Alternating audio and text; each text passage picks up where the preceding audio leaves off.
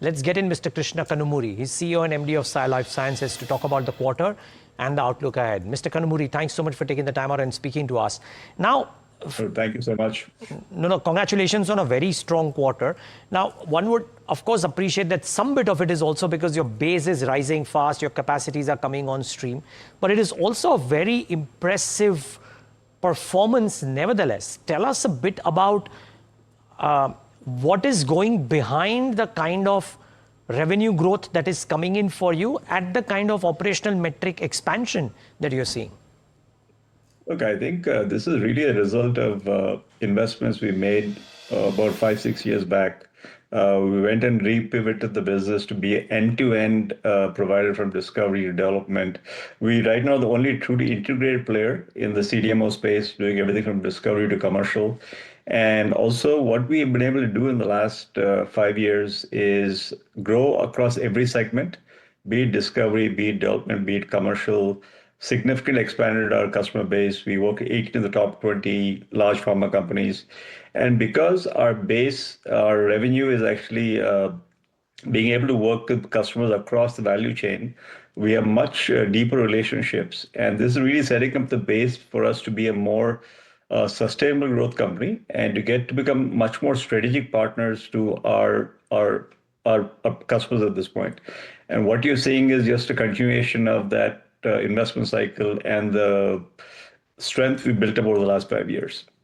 Now, how much of this uptake and the kind of feedback that you're getting from the customers and contracts that you're getting from your customers, how much of it is US based versus some of the other geographies?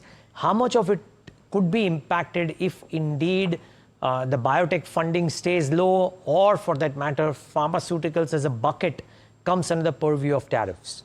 So if you look at our just mix, right, our CDMO mix is 92% large pharma. So our CDMO primarily is large pharma, which always will be the way it will be because biotech sell out to large pharma early on. And because we are an empaneled provider for large pharma, we work 8 in the top 20. So 92% of that revenue is really large pharma revenue, which is not going to be cyclical. And discovery, we went from 0% large pharma to 38% large pharma, and that continues to expand. I think so. I think we are well protected in terms of diversity and having a pharma footprint from the biotech cycle. The biotech cycle will come back, and we are very strong in that sectors. But it's questions it'll be a 1-2 year cycle. As far as the we take a step back in terms of supply to large pharma. If you look at where large pharma is doing, large pharma by and large manufactures almost all their API and drug product in-house. The debate here is where are you shipping it to? Are you shipping it to Ireland? Are you shipping it to Switzerland? Are you shipping it to Singapore? I think what you will see down the road is that we'll be shipping it to the US at some point as production comes online, but that will take 3-4 years. But we don't expect large pharma to backward integrate anything beyond what they're doing already. It's just that the location of their facilities will change. So our belief in long term, there should not be any substantial change in terms of what we support the pharma customers with at this point. But short term, there's a lot of noise, but I think long term, it'll be just a question of where we ship the material to. Mr. Kanumuri, very good morning. Tamanna here. So from what you're saying, you're relatively shielded from tariff disturbances. Or does it now become sort of a metric that you have to calculate to shipping costs add on to your balance sheet? How do you see this panning out? Look, I think the one overriding factor is the only two key suppliers for intermediates or anything else for markets of China and India. I think no matter where the trade war shares out, it's very unlikely China will have an advantageous position, might have equal position.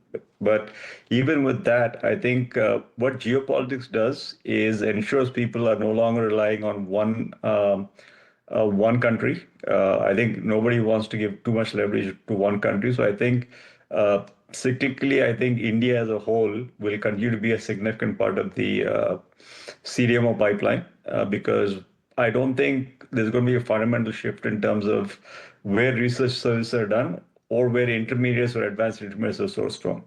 And as long as you are comparable to China, we'll continue to get a market share unless China gets a significantly preferential deal to India, which is very unlikely at this point. In terms of your margins, let me come, that was very macro. Let me come back to a bit of micro and your margins. It's been a strong quarter, as you know, we've been discussing, etc. But your guidance is between 28 to 30%.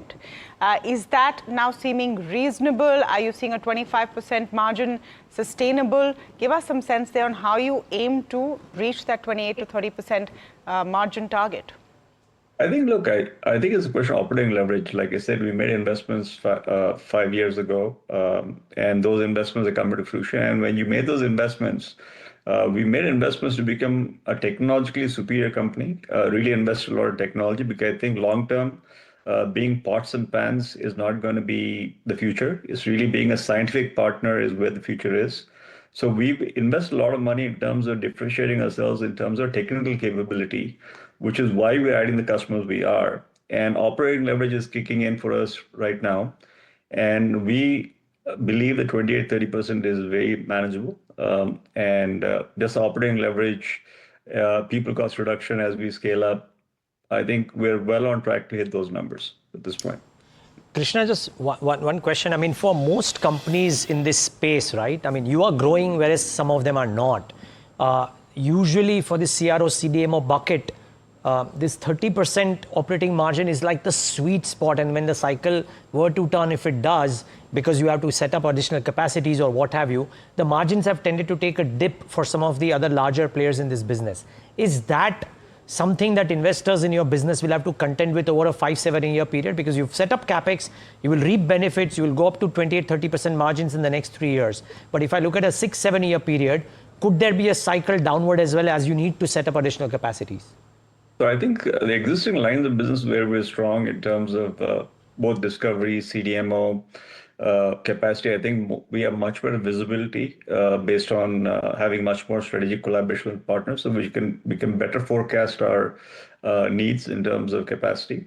I think where you will see some dips is what we'll have to look at differently is newer modalities. Right now, there are a lot of new modalities which are becoming very significant, where India will play a role, like ADCs, peptides, oligonucleotides, and you're going to see these as increasing parts of revenue. Right now, about 7% of our revenue comes from the newer modalities. I think over time, about maybe next 4 or 5 years, 25-30% will come into those areas. So you will see some margin pressures on those modalities as you put new investments in, but the core business should continue to do well at this point. I think core business is going to be more marginal investments with visibility.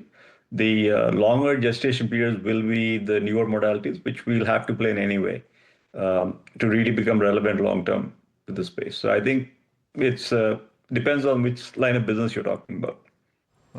I mean, I was trying to think of the overall consolidated piece simply because your consol numbers, I mean, I look at the numbers, FY23, 14%, you had 2 step-up years, you're forecasting 30%, which means in a 6-year bucket, your margins have nearly doubled. That's no mean feat. It's kudos to that.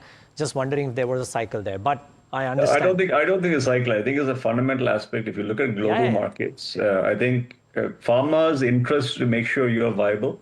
And so they'll make sure that you have enough money to completely reinvest. Agreed. But again, I'm not debating you know business better. All I'm saying is that a lot of other businesses which have tried to do this, right? They've expanded margins, gone up, but from this 30% odd bucket, they've tended to mean revert a little bit as well due to various factors, including additional capacities, including pricing or whatever. I hope this stays beautiful. I wish I would have a crystal ball and say this will happen, but right now, anything can happen. So I wish I had a crystal ball. Right now, we're feeling good. That's all I can say. Yeah, I know. Right now, we work with this assumption, right? 28-30% margins over 3 years, and wish you all the best for that. Thank you so much for talking to us today and giving us your view. Really appreciate your time. Thank you.